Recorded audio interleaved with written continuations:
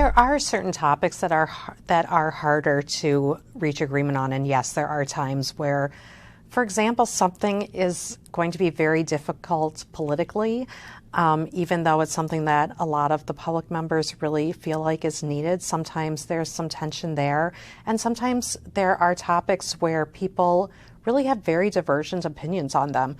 We try not to study those topics as much just because they do set up a situation where people maybe aren't ready to reach a discussion that deals more with compromise than with stating their own sides of an opinion. Sometimes an issue needs to percolate a little bit longer or reach a certain point where working together is really desirable for all parties. Some of these committees are really hard topics, and people learn a lot, and people are sitting at the table with people who have really had difficult situations. If you look at, for example, the National Guard Committee, where you have victims of sexual assault at the table with you, I think that does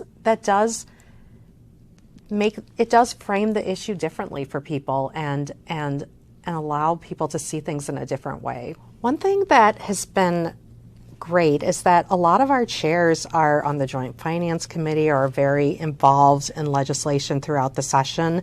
And so I think that, and we have a very committed group of chairs. And so I'm really excited about this session. I think it's a session where we put a lot of thought into the topics. Topics can be too big or too small or too controversial. And I think that we have a really good set of topics and that we're going to see some really important recommendations coming out of these committees.